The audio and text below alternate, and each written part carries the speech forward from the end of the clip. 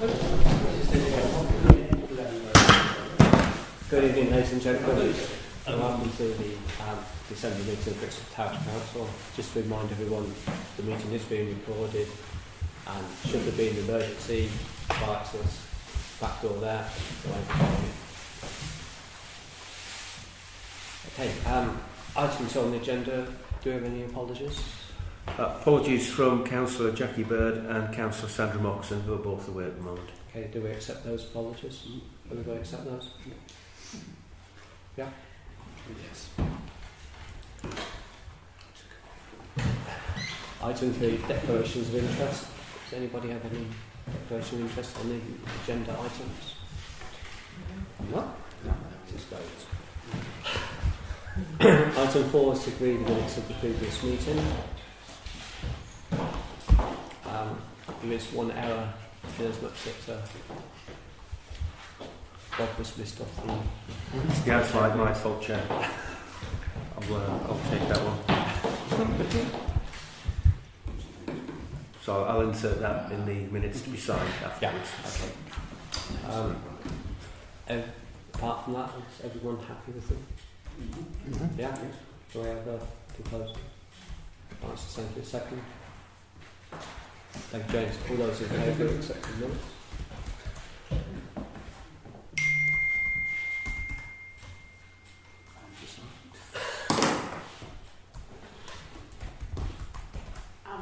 Okay, so to say, is there any abstentions? Yeah, two abstentions.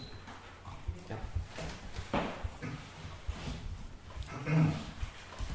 Item 5 is public open forum session. I guess as there's no members of the public, we can quickly move on. Item 6 is community safety data. Point 1 is to note the October 18 crime figures shown on the Police UK website. There's 25 reported crimes within Brixworth, which is very much in line with last year. I know the perception is higher from social media, but it is very similar to last year. Paper B is the data downloaded from the speed indicator device.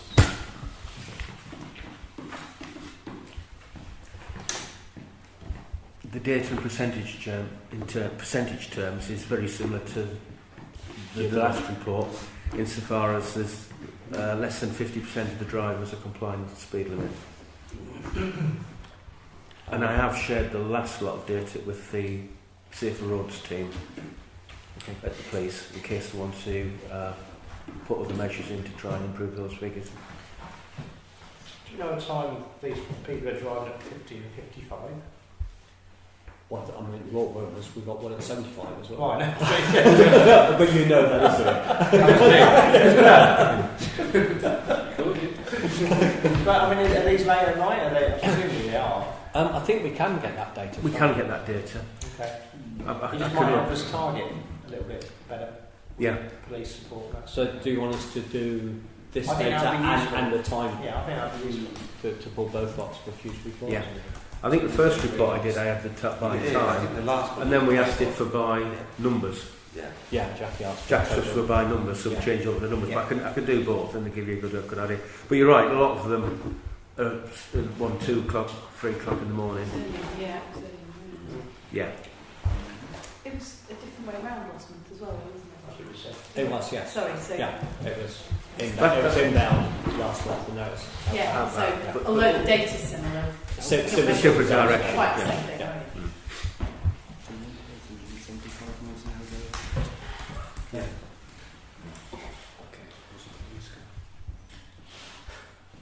That's a possibility.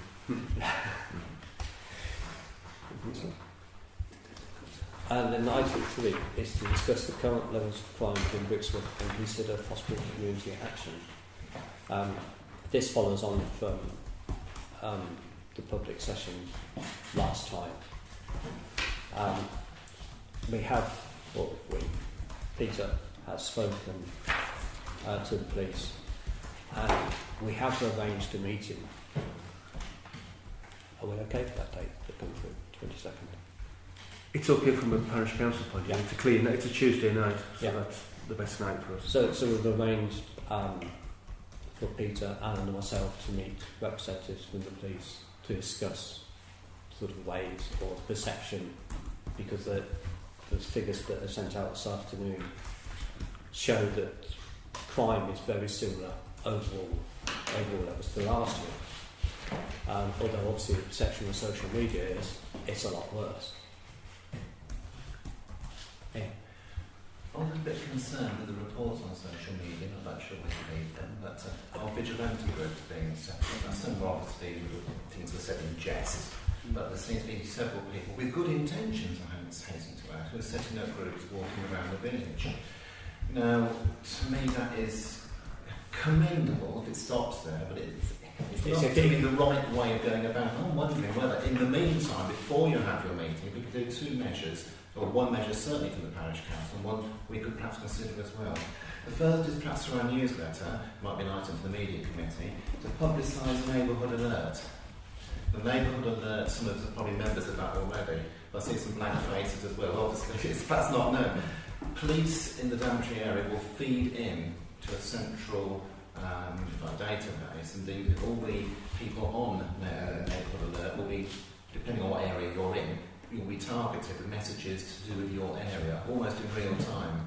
So if there's a man in a white van going around, for example, you'll have notification of it quite likely. Also, there's reassurance sometimes that someone's been caught for something. All the tools that have been pinched from all the vans, we've got a guy, we've got some tools. So the success stories are there as well. It's this plan that someone, if you perhaps publicise that, there's some people who do it themselves. I'm a great believer in self-help. Probably my second suggestion is something which probably would be best left till you've had your discussions. That is that we publicise Neighbourhood Watch, because I'm a great believer in self-help here, and the best eyes, apart from the police, are the people in the neighbourhood areas. And if they can help themselves, that'd be great. Maybe we could have someone here to give us a speech, public meeting, just to get it off the ground again. Yeah, I mean, that's one of the items we wanted to talk about. Yeah, because right. I'm not sure exactly how many neighbourhood watch groups there are in Brixton. I mean, I know there's a Facebook neighbourhood watch, but I'm not sure where it goes from there, I must admit. I've got the impression from the lady who spoke about this last time, there wasn't any neighbourhood watches, active neighbourhood in the village. Well, that was the impression I got. That's the impression I got, yes. Yeah. There may have been in the past. Oh, in the past, but I I think wasn't going to live at Road. I think it's sort of fizzled away. There is actually something called Brixworth Village D42, which is a sort of select area within the village, but it doesn't seem to cover everything. And that's run by a lady called Katie Elmore. I don't know if she's still active or if anybody knows the name. She's on Neighbourhood Watch and runs the group, which I've tried to join, but I can't do it, so I don't know, maybe they're defunct. But there are various signs around lampposts that are now green and not to be read, and most facing the wrong way into the village rather than out of it. So it doesn't look like anything's happening. So, But yeah, should. I think that's a valid point, Ian, that we could post stuff, go through social media, and obviously we're aiming to have a meeting on the 22nd of January. So hopefully that will take place and we'll be able to report back at the next council meeting in January. Is everyone happy with that, or is anybody else? Or if anybody's got any points that they need raising at that meeting, if they could let Peter know, so we can add it to the There's list. been recent reports that the police are having or will be getting an injection of funds. That's going to sort of bolster resources in some way. I don't know if that's imminent. That's by increasing the council tax, isn't it? Yeah. Yes. It's not extra money, we've got to raise it locally. Yeah. Yes. I But don't know, running alongside that, we've got to meet all the extra pension costs as well, Yeah. which I believe is cutting numbers back drastically. The pension aspect is. I forgot to add, I attended a meeting with the police, with Sandra, on rural policing, and they made it very clear that there wasn't anything at that time, and that was a week and a half ago or something like that. But they suggested that when it started off as a really organised, sensible slideshow by some big chief constable bod and his mate, and it seemed very organised and sensible, and then someone from a village Parish Council said, hang on a minute, you're pretty much saying that if we want more police here, we've got to pay for it through the PCSO schemes and things, and it's going to cost us money and we can't afford to do it, so should we all become vigilantes and stuff? Exactly the same sort of things as we're discussing. So it's a bit of a mess, I think, at the moment. But he didn't mention any more funding. Okay. 1,500 policemen for the whole county, I think, is what there is. I think what they've done is lifted the cap, because I think before, you know, Councillor Parker, if they wanted to raise additional funds, they had to have a referendum. I think they've lifted the restriction of having to need a referendum so they can raise whatever money they wish. Right. But obviously they'll be judged by the council taxpayers whether it's good value for money or not.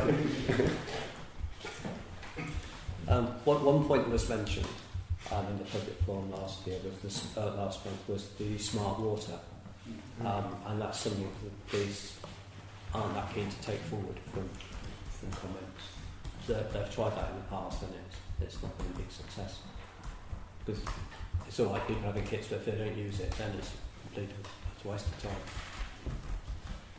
Just walking past the park this morning, there was a neighbourhood watch sign.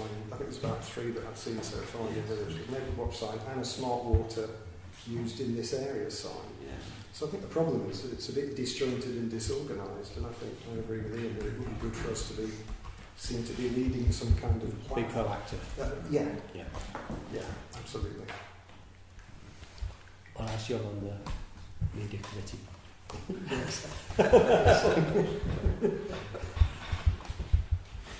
Okay, so I think we'll report back next month how we get on with the case and we'll see how we go. Item 7 is to consider the written report from the Parish Council Surgery, which is paper C, which was one item the need to renew white lines at the junction of Spartan Road and Northampton Road, where they're pretty much worn out. And that has been reported to the street doctor, so And that's under investigation now by the county council. it is. Yes, okay. And I also reported the one at Olcott Road, for the mini roundabout. Olcott Road and Yes. Yeah. what leads to the Ashway. Yeah. And, yeah.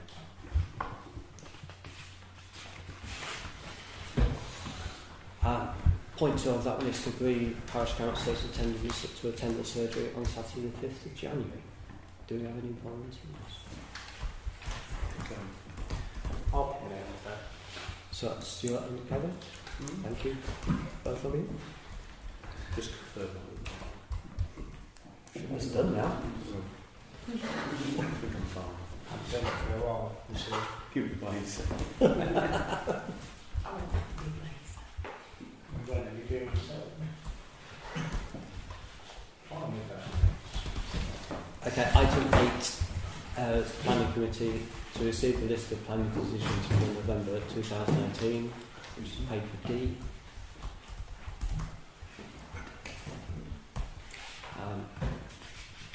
To receive the minutes of the Planning Committee of the 26th of November, which was paper E.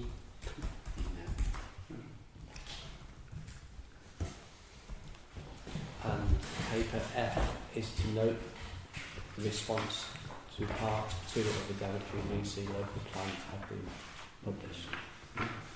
And I understand, Chair, that the plan's been submitted to the Secretary of State on the 19th of December, which is yesterday. Yesterday.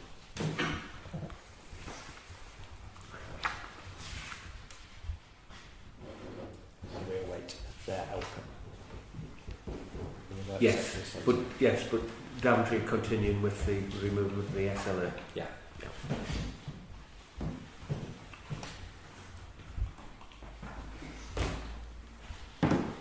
Item 9 is Media and Communications Committee.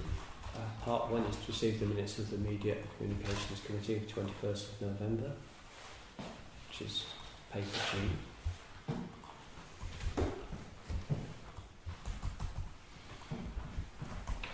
And part 2 is to adopt a social media policy, which is item H, or paper H.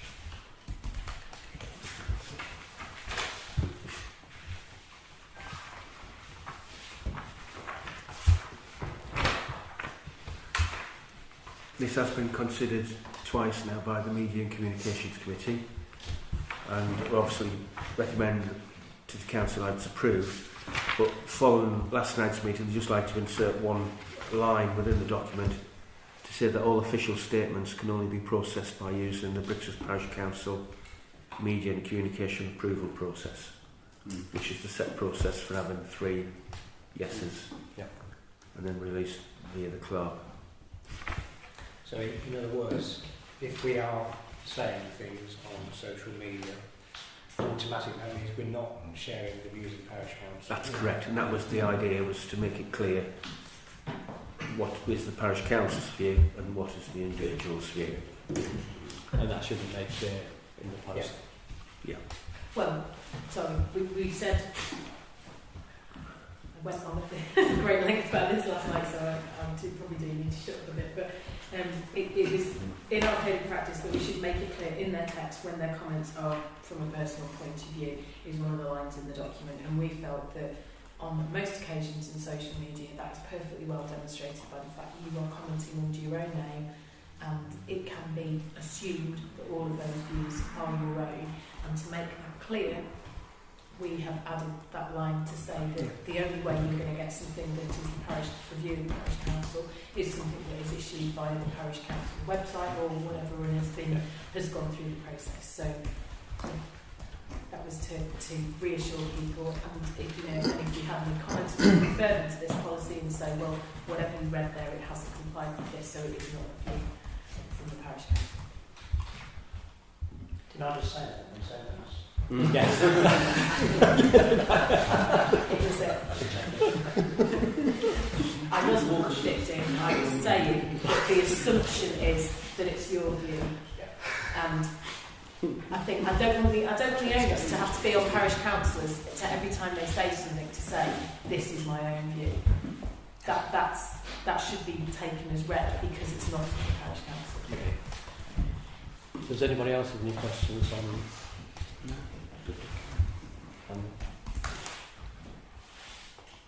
Do we have to approve this as full council? Yes, please, yes.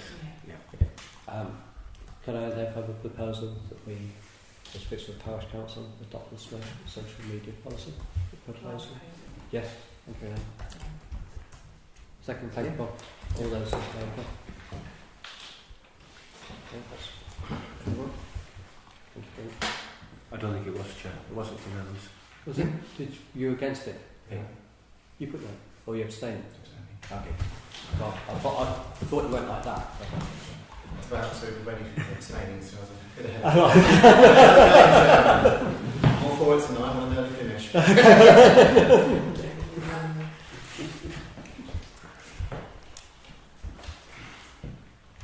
Okay, point 3 is to consider a move to a gov.uk domain name, including email addresses, which is paper I, and then in conjunction with that is to consider moving the website, or to move the website to a business account, which is paper J.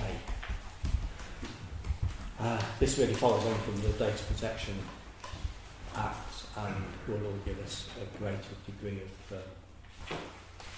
security. It means that nothing will go on our own computers, everything will need to be logged in for to access everything. Just gives us better protection. I think it's personally it's a bit of a no-brainer, but yeah. Anybody else have any comments on it? Yeah. Look, reading through, does this mean to say at the moment we'll have an email sent to ibarra@Brixworth.org? It's forwarded automatically to my own email, so all in one bundle, I can see them all at one time. That happens at the moment. Would that still happen? No. It'll go to a separate You'll have to account. log into a secure site. Yeah, it'll go to a separate account, and you'll reply from that account. Because I think you raised it when I first started here, that people send you an email, but you reply back using your personal email address, so you haven't got any privacy anywhere. Yeah. And not only that, as and when councillors resign, they've still got all the parish council emails integrated within their private email account. So they're keeping data that's in effect that they don't own. Where if you had a standalone email account, it'll just shut down and you immediately lose access to the data. But I tend to keep a copy anyway, don't they? Well, you know what you can do, yeah. Oh, I'm happy with that. But, yeah. Yeah. It's just good practice, really. And it gives the council more credibility having a .gov. Yes. I actually had an issue setting an account up with somebody. It was Dell Computers. They wouldn't accept the email address because anybody could have set that email address up because it was just a I think additionally dot as org. well. Sorry. You could just go and set your own up, Brixworth Parish Council at outlook.com. It's got no credibility. We'll also add, And I know you've been having a lot of trouble. We're also getting an awful lot of strange emails coming through on the filtering, so I think a migration to a new platform. A new server will be better, yes. Yeah.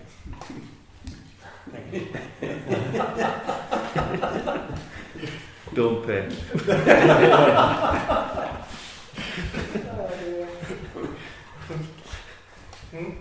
So I'll show you later. I would like to propose that we move to the firstly to the .gov.uk domain, including email addresses. And we have a second for that. Thanks, Stuart. And all those in favour of that move? Yeah, got you there, really. There's everyone. And secondly, to consider enhancing the website by moving to a business account, which gives us greater capacity to allow all this to happen. Again, I'd like to propose that we do that. I know there's a cost involved in that, but we have budgeted for that for next year anyway. And I think in Peter's report he did say that we can take that out of general reserves. Yeah, if there's I any think there's cost capacity in the budget anyway, to be honest, for even this year. I think Because there's only yes. 2-3 months left. Yeah. And within the website budget, there's money there. Yeah. So I propose that we move to a business account. Second that. Thank you, Anne. All those in favour? Everyone. Thank you. Item 10 is finance. Point 1 is to receive the financial transactions and to authorise payments for December, which is paper K. No updates on that, so that's No, there's no update.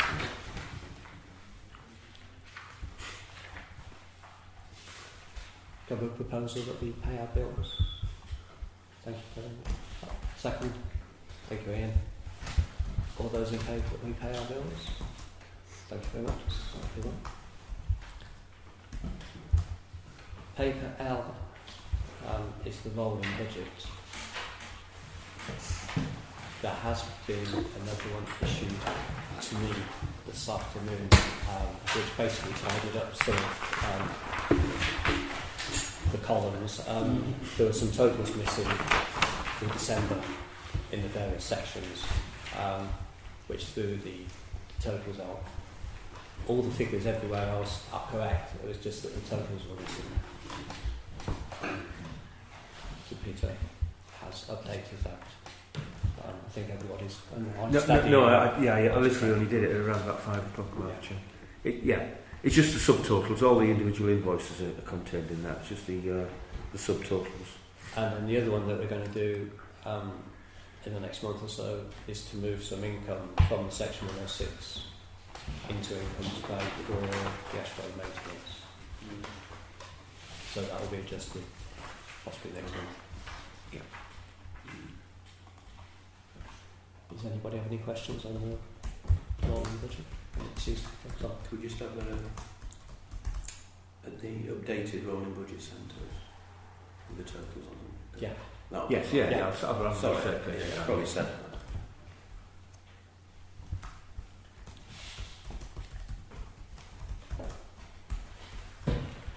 Paper M is the bank reconciliations as of the 30th of November.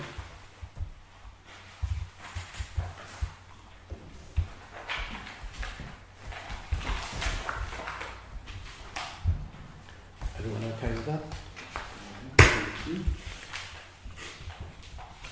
Paper N is the statement of reserves.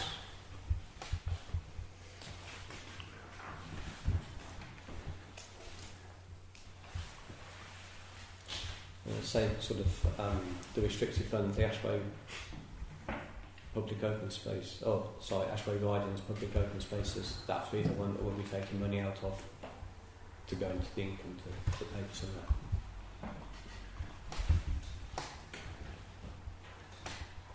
Again, everybody happy with that one? Yeah.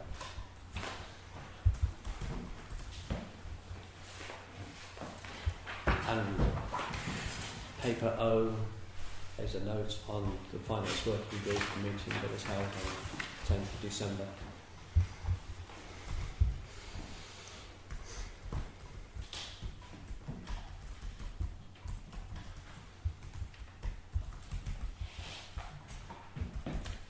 Just on the working group, we have another meeting 12th, 10th January, 14th January. If anybody's any comments on the proposed budget, could they email them to Peter before that, please, so that we can just sort of take those into account before we prepare everything for the finance meeting a few days later, which is for all of us. The 17th? 17th of January is the finance meeting.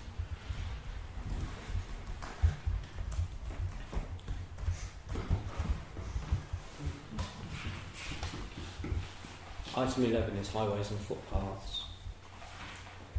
Point 1 is to consider relocating the southbound bus stop near to the newer surgery in Northampton Road, which is paper P. Seems quite a cost to this, between £4,000 and £8,000 to move a bus stop. Have you got any explanation, background to that? I mean, it just seems... And it was something that was raised by council about that whether the bus stops could be relocated so that one was near the surgery. Yeah, I mean, I agree with that. I think probably that's a good idea because people who need the surgery may not want to walk that far. But that cost seems quite high. It is high because you've got to do the bus shelter, the raised curbs, and everything else that goes with it. And it's all done on the streetworks licence, so there you've got the county council then who want their design statements and to do their bit. So yeah, so it does get expensive. I think you could do it cheaper if you didn't have a shelter, because they're not staying there and sitting in the shelter to catch the bus up to Northampton. They want to go back home on the other side, but it's just a pole on the surgery side, I think. So that should be a doddle.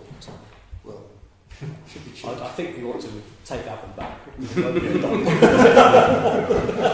Wasn't the shelter paid for by Barracks in the first place? Well, Barracks In have its already paid for. Barracks have already paid present for. location. Yes, they've already paid for the shelter as part of their Section 106. We discussed this last time because there's an access path Yes. that comes out of the To Barracks estate. That's the affordable homes, to the bungalows. and then there was discussions of the proximity between bus stops and the fact that they should be staggered to each other. So it raised quite a few issues and concerns, didn't it? Yes. The fact that you made police suffer, then you displease others. Ian. I just wondered where the information came from that's here.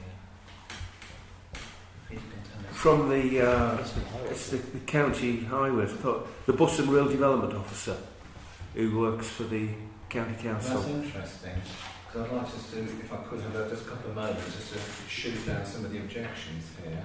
The idea of sort of thinking on these lines is because residents approach me saying they're worried about the extra distance to the surgery.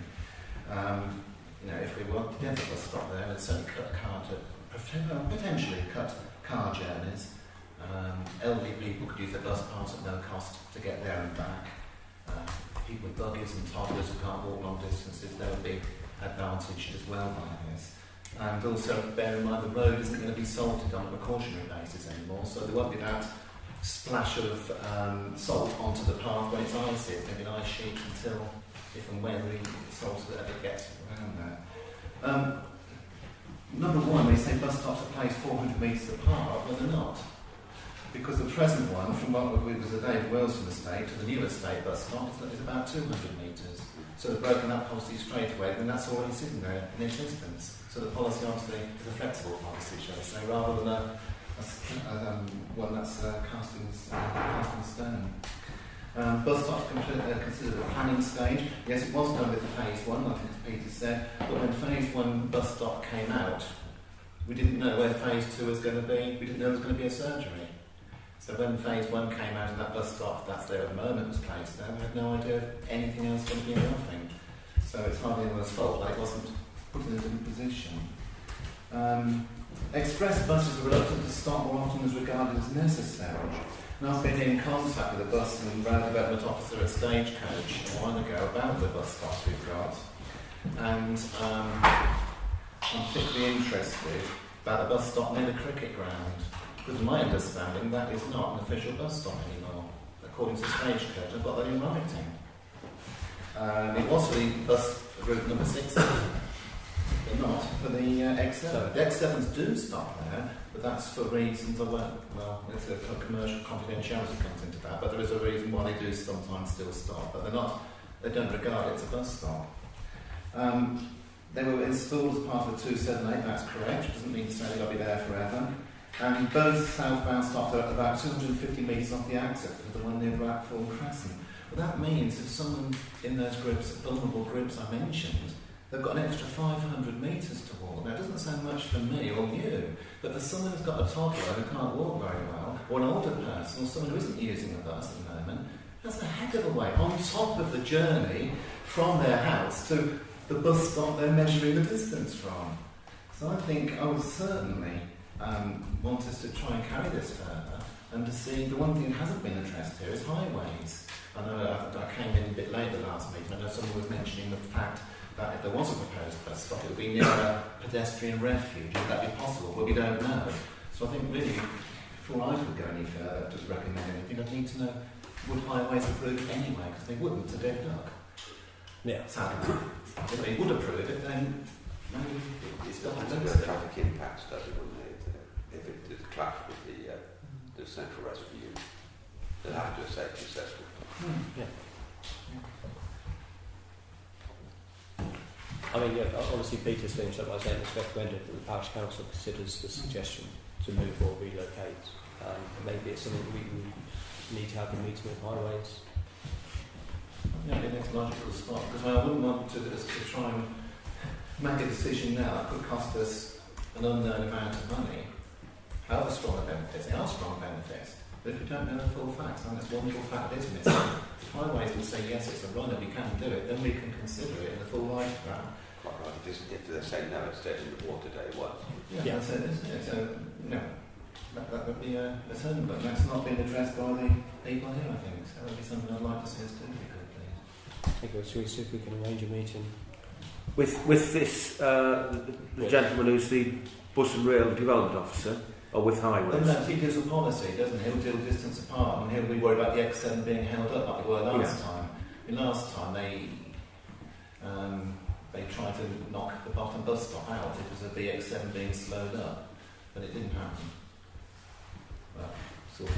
If the bus stop was to move, what is the benefits of the bus stop further down? It's further south. At the moment, the bus stop further down. Just prior to the ground. Yeah, it services at the time. A lot of students used it during the summer period because we did a little survey to have a look, and had a little look, and it was, and also the farm at Manor Farm. I'm in contact with him as well about it. Yes. You know, a lot of students will use it to go to the country park. Now the university has moved, that might not be the same thing. Of course, a lot of his customers will come from the Brixworth village, he says, to that bus stop, get off and go to his farm shop, which I appreciate. You know, it's important, but I'm not sure how many people there are.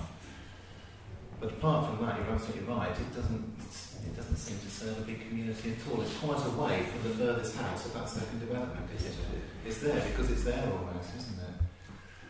Historically, it's been there, so it's still there. I think it should be pretty easy to justify a bus stop outside the surgery. You've given a load of good reasons, and there's probably a few more as well, including the one that the current bus stop is probably too far north of the centre of the estate. I think if we'd seen both plans together, yeah. Obviously, hindsight's a wonderful thing. If we had stage 1 and stage 2 together, we would have said, well, hang on a minute, move that bus stop down to the surgery. I mean, this is a social need rather than a worry about 400 yards between bus stops and things like that. I think there's probably a lost opportunity here that if the Parish bus stop was considered available by Parish at 278 agreements, then the subsequent application for the second phase should have considered or taken forward a more strategic view of perhaps they should have relocated it as part of the second phase of the residential development. But as to the cost, of course, I mean, if you remove one bus stop, you've got to re-establish the highway and curbs. Setting up a new one, you'll have to do the same again. So perhaps the cost is not so disproportionate. It's not so trivial, is it? I think if we can arrange a meeting, then we can take it forward and see. And raise a question on cost, what it involves, and sorry, just quickly, with the highways? With highways, not with the... because of course 2 bus stops we're talking about, not just the one, isn't it? So Yes. perhaps explain the highway. If highways say no, then Well, that's it. We tried and we've done our best. Yeah. We can't do any more sometimes. The second part of this one is then upgrading the council streetlights to gain in the same paper. We own 8 streetlights, which at the moment are all the old-fashioned type. It's £2,470 in total to carry those out. That's right, and we've been collecting money in the reserve account for that purpose. It's whether we want to proceed and do that. I think we should. That's what we've been doing. We should get on with it. It's been there for a couple of years now. And it's going to save us on running costs. I think we should just do it. I think it's a legal requirement as well, isn't it, to change the lights over in a certain deadline. There's a deadline when you've got to start using it on time. Yes. Yeah. I think the biggest problem, Chair, is going to get replacement bulbs if one goes. No, No, there's a high pressure. No, so we might as well go for the LED. Is yours a proposal? Yes, sorry, I proposed. For the second for replacing them? Tom, thank you. All those in favour of going ahead and replacing them? Everyone? Very much. So one thing on that, does that include the legal requirements? Or is that just for the lights? That's for the lights. There's one now that says you need to replace. Read that. It's got the 8 heads that are owned. One is attached to a wooden pole and will require the overhead supply to be replaced. Right, is that part of it? Yeah, that includes... It does include it? Yes, it is. Sorry, even better. Yeah. Absolutely. And then the follow-on action from that is to look at Millennium Gardens with the budget that we've got left. Yeah. So we'll move on to that one as the next one.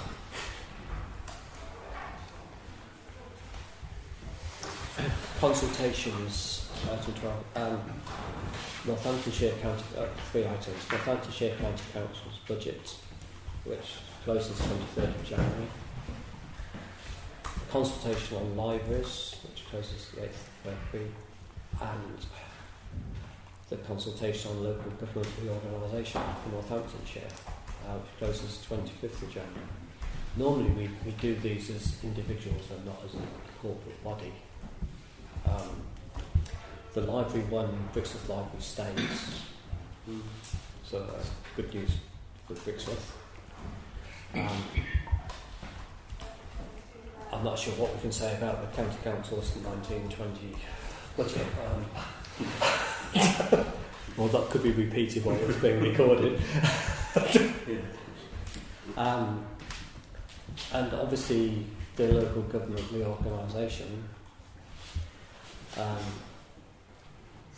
it's come out, the government's come out to consultation for the final version. There's only one option, so that seems to be a done deal. And I think, as far as we're concerned, it's probably what onus it will put on us going forward as a parish council. But I guess that's not going to become clear until the shadow unitaries are in place and people start looking at things. But I think we should all respond individually to those consultations as we've done previously. Can I suggest perhaps Chris Heaton Harris is copied in as well? I went to the Westminster lobby to talk to him about unitary authorities, and in fairness to him, he was very positive to listening. He specifically said, if the parish council got any opinions, please contact me. So there's an offer. Let's do it. Yes, you're right. Chris has also been trying to find out a bit more about the doctor's surgery. Chris Miller emailed me today and he thought it might be February when it's open. But I think there's still a problem with big teams. But yeah, if we fill those in, and probably wouldn't be a bad idea to copy Chris Miller in as well. Just Daventry. Not sure if Chris is moving for unitary. No, I don't know.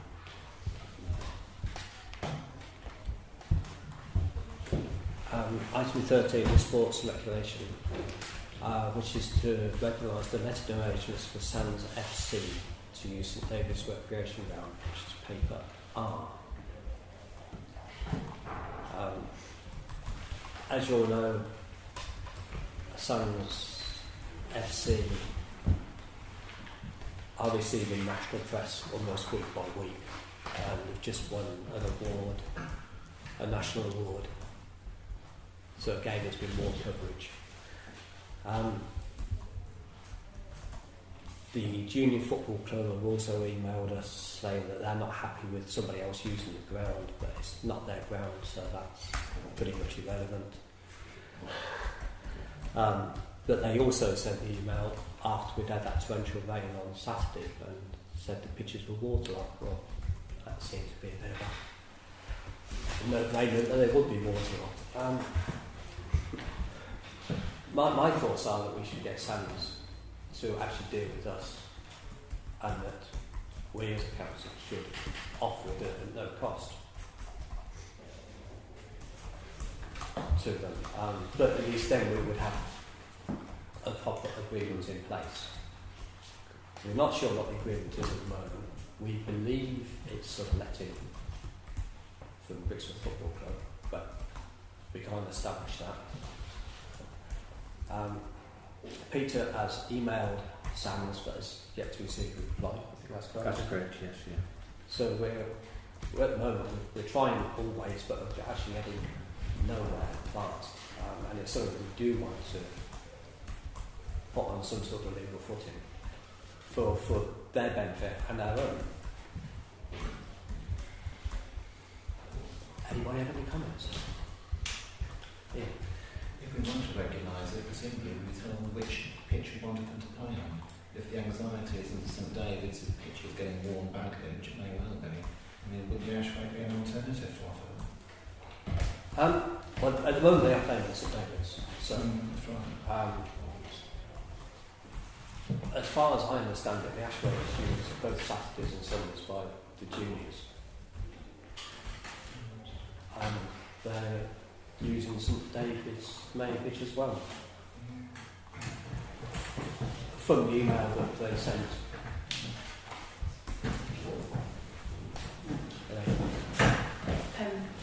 Obviously, because they received quite a lot of attention locally and nationally. We don't want to leave the parish council that shuts them down, particularly. On the other hand, there's no particular reason that they're playing in Brixworth other than a coincidence, is there? I don't think. I think it was set up by Brixworth. Yeah, that's what I mean. If it's a coincidence of location rather than anything else. I think we do need to regularize what you said, regularize.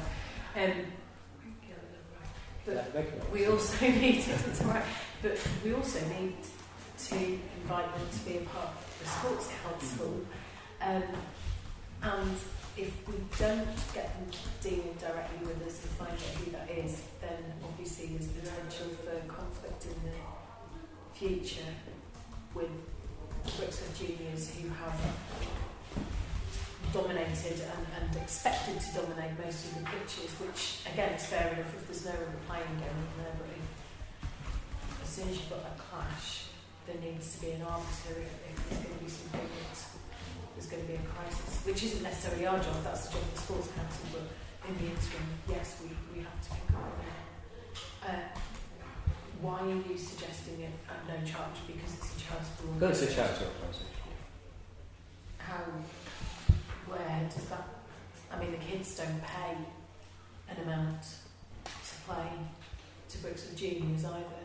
The kids pay quite hefty subscription. The kids pay 130 quid a year, but that doesn't go, that's not a Brixton Juniors fee, that's a registration fee with the FA as I understand it. It's, you know, it doesn't go to a weekly basis for the, that's to cover their insurance and things and their entries in the leagues and it must cover something because they have to pay for referees and everything, don't they? yeah, I don't know how it works, but I'm just, what's the definition of charity? Is it non-profit making or is it something else? In which case, you know, I don't, how straightforward is that compared to the other clubs and things? Is it a registered? You say it's a charitable cause. They are. That's not the same charitable. as a registered charity, is it? I think they are registered charity. Well, SANS is. Yeah. Right. It's Well, a registered charity. It is a registered Yeah, charity. yeah. But I don't know what their affiliation is with that other than they're set up in honour or in tribute to or in, you know, to that. And I'm not questioning the charity and I'm not questioning their motivation. No. I'm just, if the only definition of not charging, if the only reason for not charging them is because they're a charity, do we need to look a bit more closely at some of the other things? I don't want to say no, I just feel that we open ourselves up to a challenge from somebody else who wants to use. I actually agree with the claim. We've got to get this thing sorted. I'm disappointed that if Peter's sent an email to the people concerned, they've not seen fit to come back. I'd also like to ask who's let them use the pitch. Are they paying any money to anybody, like the football team or anything like that? I'd like to know that as well. And then I'd like to know the status, and then once we've got all that, and then regularise it, irrespective of the cause. Yeah, it's got to be regularised from our point of view. Legally, we've got to have that done, or else we'll go off on one again. So I'd like to see all that done and then brought back before we make a decision. In fairness, I think the actual act of playing football isn't a charity by itself. That's an activity that people enjoy and perhaps being hard here. But that's something I think they should pay a fee for Parish Council to offset the cost of providing a facility. Having said that, if they then do charitable work, I think we should be very, very open to giving them a grant through our grants procedure for the activities they're doing to support that charity if we see fit.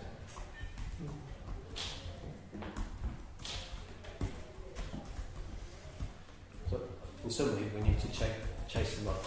Yes. Some sort of response from them. So we can get a dialogue going to see exactly what is going on. Would that be fair? Yes. Yeah. Down to you again, Peter. Yeah, no, it's fine. As a last resort, I could always turn up on a Sunday and discuss it with them. In your shorts? Yeah. I get a game. Ready to play? I'm going for what? In your Hartlepool shirt. That's right. Oh, there's a defibrillator nearby. You know. There's one here. The Ashworth. That's what I need to play. Ashworth. Okay, so we'll come back to that one then in future. Item 14 is Data Protection Officer. To appoint Northampton Council to be Parish Council's Data Protection Officer, which is paper S. And this is quite an expensive undertaking.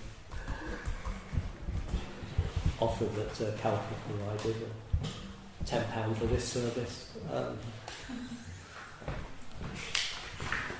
Again, I think we should go with this as it ticks the box and covers us for all eventualities. Any seconder for that? Thank you, Kevin. All in favour of paying £10 to come? Okay, so they're not, but not Stuart, obviously.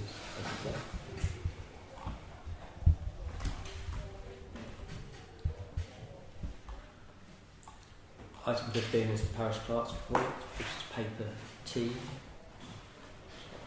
Everyone's had a chance to read.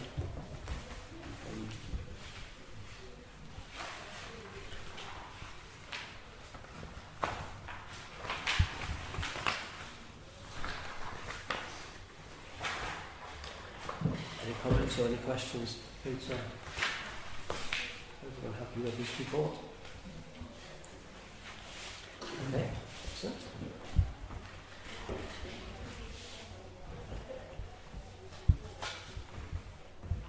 Item 16 is note general correspondence, which is included on paper U.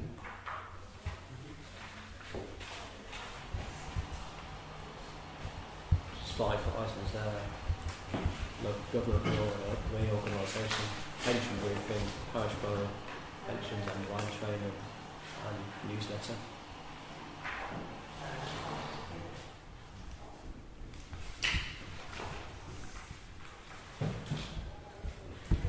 Okay, item 17 is to consider the exclusion of press and public to deal with the last 3 items, in effect, which is legal matters, individual and staffing matters. I know we haven't got anybody here, but we need to make sure we've done it correctly. So I'd like to propose that we exclude press and public. Thank you. Second. All those in favour? Second. Okay. Against? Joke.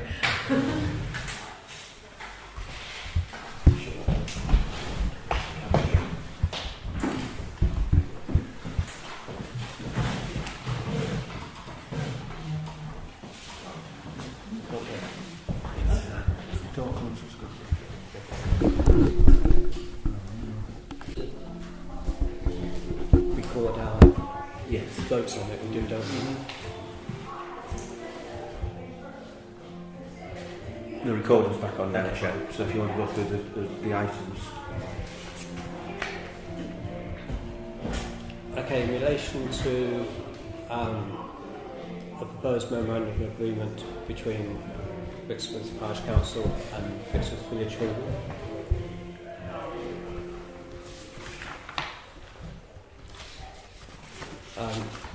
Part 1 of the recommendations, I propose that the Parish Council wish to transfer responsibility of the car park, including all costs, to the Village Hall. Do I have a second for that? Thank you, Stuart. Yeah. All those in favour? Please. That's everyone. Item 2. Is the Parish Council happy to complete the legal matters via memorandum of agreement? I propose that it is subject to our solicitor's agreement and the wording regarding break clauses or suitable wording on the length of the term.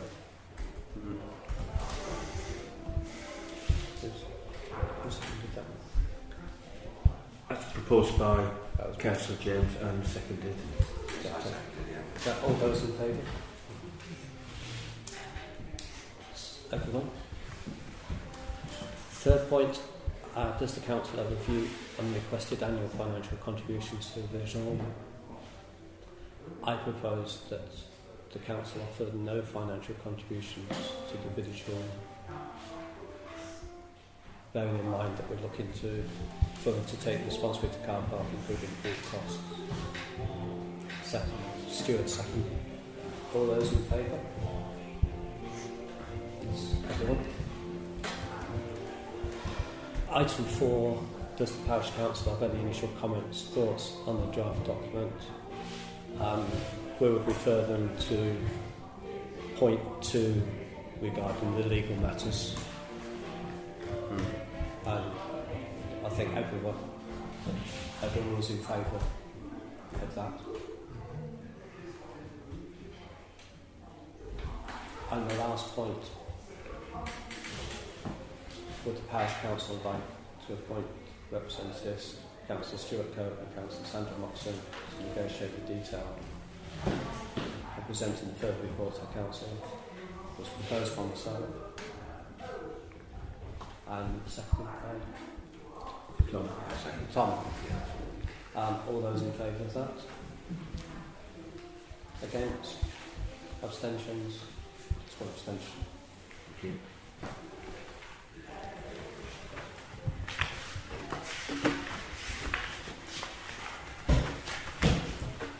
And item 19, staffing matters.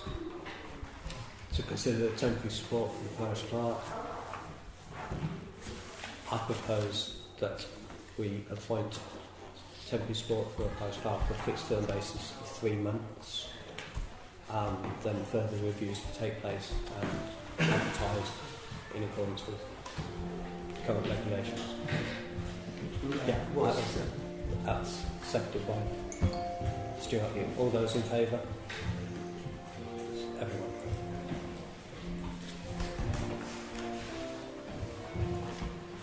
Item 21 is a note of dates of future meetings. Planning Committee, Monday the 7th of January. Full Council Finance meeting on Thursday the 17th of January. Media and Communications Committee, Wednesday the 23rd of January.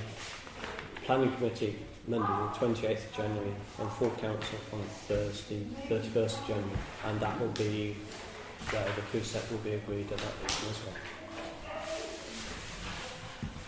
I haven't been notified of any urgent matters. No, none from me. Thank you very much. The meeting closed. Switch to technical. Well